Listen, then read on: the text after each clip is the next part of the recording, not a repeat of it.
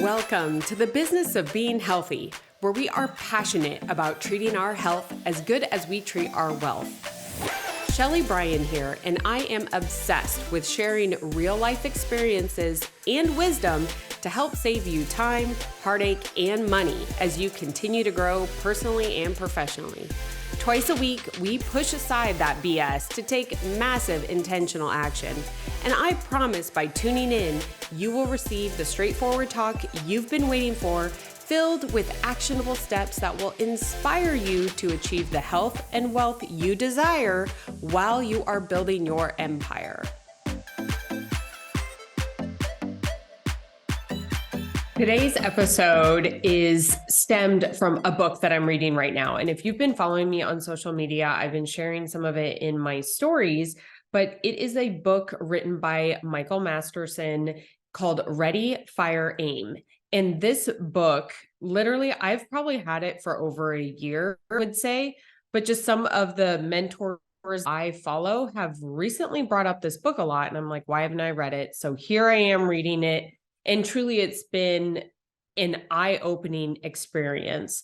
And one of the topics that I recently read about in the book and have done some more homework on is what I want to talk to you about today. And that's called the theory of incremental degradation. Now, I'm going to share this kind of twofold. You know, here on the Business of Being Healthy show, we talk about all things business and health, and really a lot of the correlation and collaboration between the two. And so I am first going to share what the theory of incremental degradation is, relate a story that Michael actually shares in his book, but then I'm going to transition it to your health because it was literally so eye-opening that over the years that I've been coaching, you know, when I was previously coaching one-on-one clients, this clearly demonstrates why there is so much failure when it comes to health, especially for business owners or high achieving women. And also just the fact that there's like a theory, a business around this idea that we can tie to money, right? Typically when we tie things to money, we get some action behind it. So I really wanted to show the correlation between the two. So let's go ahead and dive in. Again, I'm going to be quoting from the book, Ready, Fire, Aim, written by Michael Masterson. Highly recommend this book. In fact, we might even get another episode so far. Could be more from this book. But the theory of incremental degradation is the idea that product quality is the sum total of many factors, some of which, if measured individually, are not even noticeable. So Michael gives the example in the book, and I actually, if you're watching this on YouTube right now, I post all my videos on YouTube. I actually am going to look directly as the book as I quote this because it's so powerful that I want to make sure that I get it right for you. Now, he gives the example, he says when it's typically, this theory is spoken about, it's a candy example. The idea is that once there was a candy company, and this company's main product line was like a chocolate covered candy. It was number one selling in the company. They sold at a rate of 10 million bags per year. So the CEO brought together the top engineers and the production team and asked them if they knew that there were 38 different ingredients to actually make this candy. And of course they said, yes, that is actually what our job is to do, is to make sure that the exact amounts needed to create the taste in this candy is included. And the CEO asked this question: do you think our customers can actually taste all 38 of those ingredients? The production team admitted probably not. And the CEO then said, what if we eliminate one of those ingredients? Now, of course, this is the production team that has been working on the candy, working for the previous owner. And so I'm sure they have some brand loyalty to what is going on. And he then goes on, the CEO then goes on to say that I bet you our customers wouldn't know a difference and we would save money. The production team, again, loyal, was like, well, still, I don't really care. That's not what we're here for. We create this amazing candy and we're going to keep doing it. Now, the CEO goes on to demonstrate what happens if we cut one of the ingredients. So what if we eliminated ingredient 16? They had no idea. He said it would save $3.6 million a year. And the team again just looked and was like, that's cool, but really, I doesn't matter to me. And he said, do you know what 10% of 3.6 million years is? And of course they had no idea, but he said, I'll allocate it to you guys for a business. They looked at him puzzled. He said, if we remove that one ingredient, I will allocate it as a bonus for all of you, 10% of that. So of course the production team was like, okay, well now there's something in it for me. Sure, I'll buy into it. My loyalty kind of goes by the side. And he said that, the CEO made it quite clear. I do not want this to hurt at all anything to do with the taste or the product. But if we could save money, let's do it. So of course, they started down this slippery path and they kept going and kept going and kept going. And every single time they tested, right? So as they removed an ingredient, they tested it against the version. And they kept saying, nope, nothing different. And in a 12-month period, 19 of the 38 ingredients in the candy were eliminated. And each time they did that, the 10% of the savings went back as a bonus, right? So they were getting buy-in from the team all throughout the way. Well, then everything looked great. Everything was amazing. The CEO was, getting all this promotion, but then all of a sudden they dropped from number 1 candy to number 2 to number 3 to number 5 to ending the year at number 11. And of course, the CEO is like calling the marketing team, trying to point the finger at them. Then one of the production said, maybe it's the cost cutting. He said, no way, we tasted it the entire time and that it tasted the exact same. Until one day that CEO was eating a bag of the candy and he realized, he's like, it's not the taste. This is so good. But then all of a sudden he looked and he noticed it was the old wrapping. And he was like, wait a minute, this is the original version. So then he ordered and got a new bag of the new scaled down version, and it tasted completely different.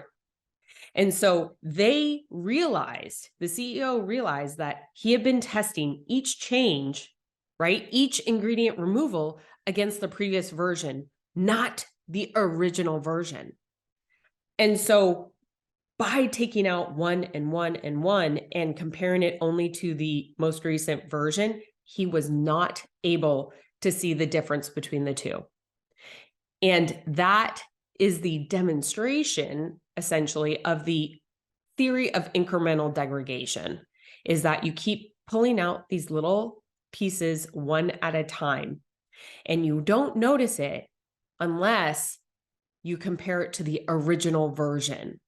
Now, all of this cost this company, in 5 years, they lost billions. That's B with billions, right? And the main thing that Michael wants us to pull away from this is that although a minor reduction in the quality of product might be imperceptible to the average customer, the process of incremental degradation is likely to have a damaging effect over time, and it might be catastrophic.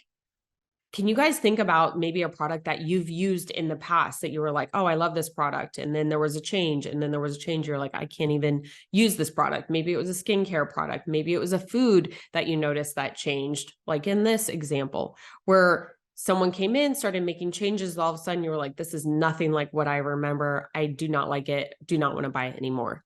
As I mentioned at the beginning of the episode, is that Michael is speaking to the theory of incremental degradation relating to business. And I am here and I want to transition it over to your health. So let's say that you have a great plan set in place for your health. You're implementing the plan, you're starting to see great results. And because you have some success, you look for ways to decrease or change the amount of effort or time you have to put in, yet you still want the same results.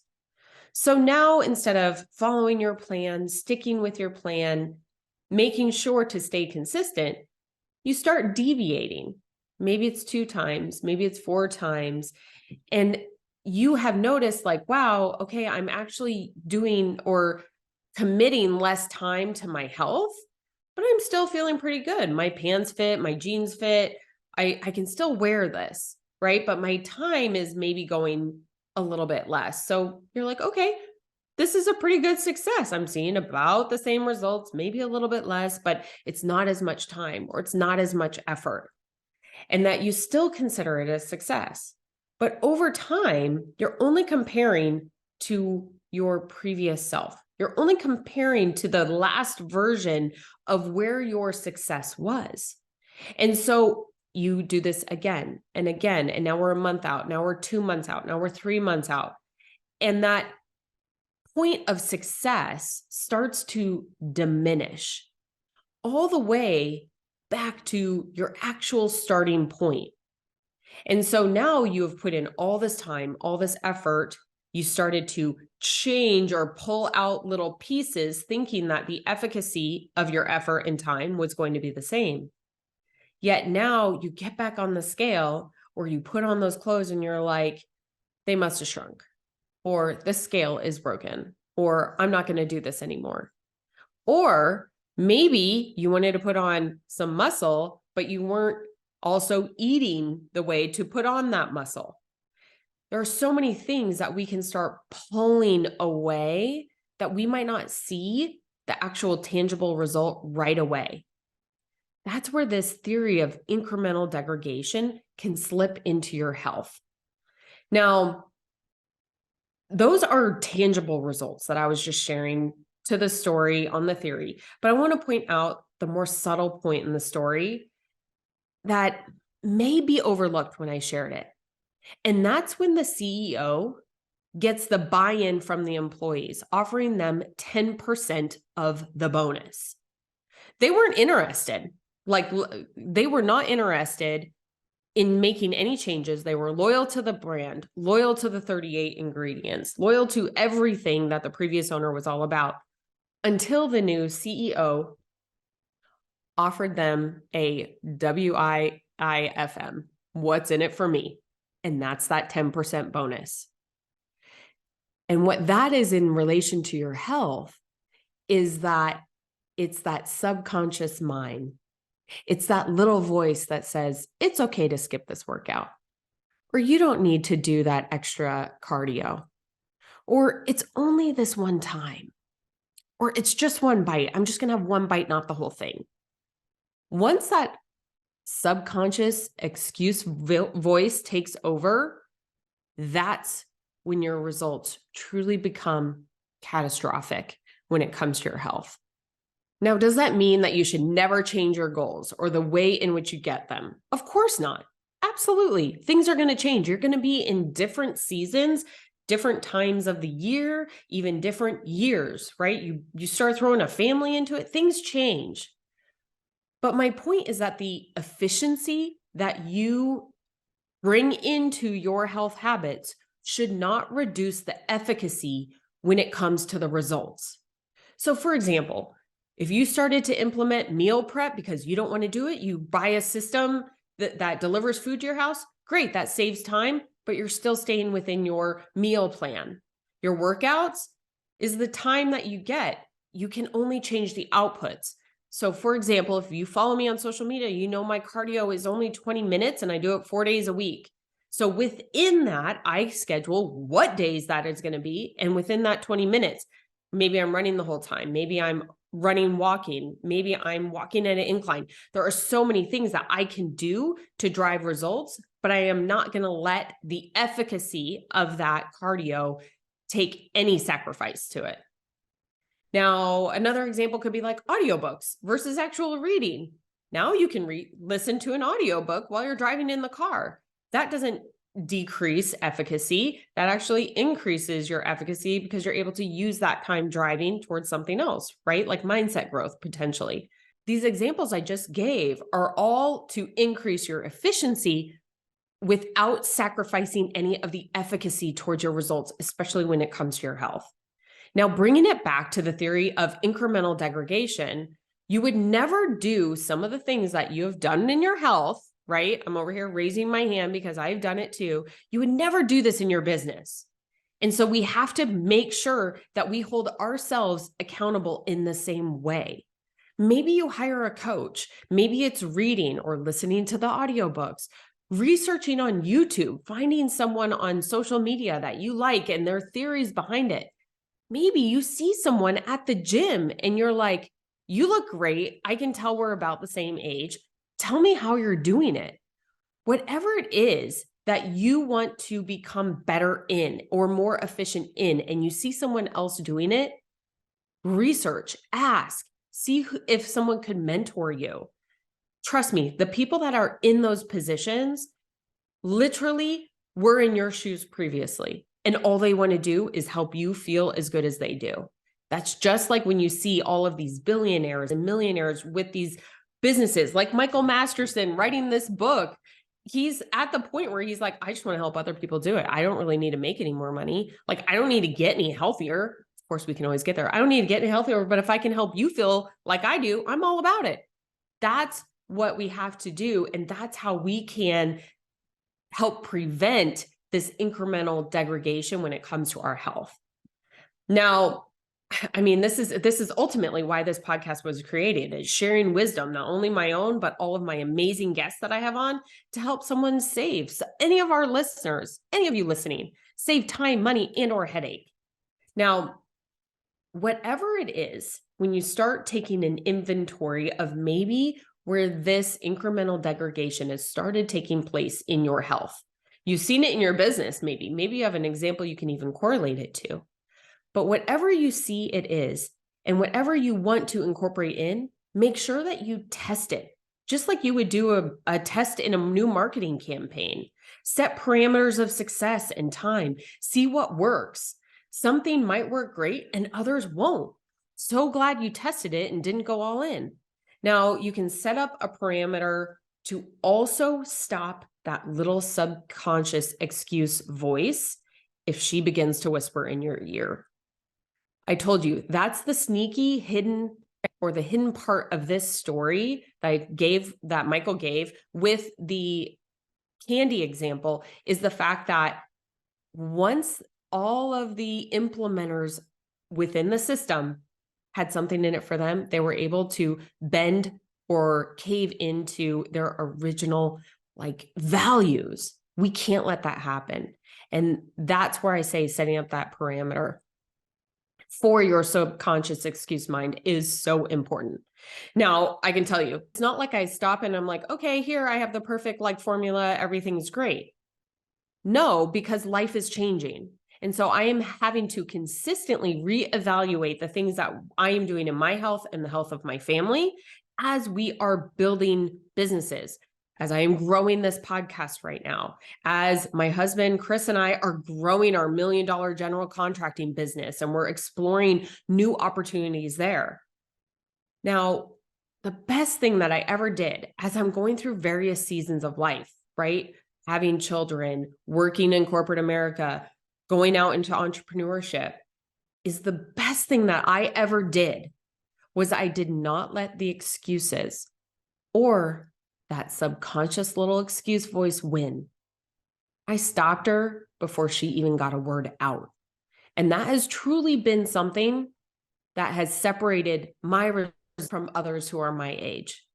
And so when I bring it back to the original reason why I wanted to create this episode, is just that with incremental degradation, it happens without you even knowing, just like it did with the CEO.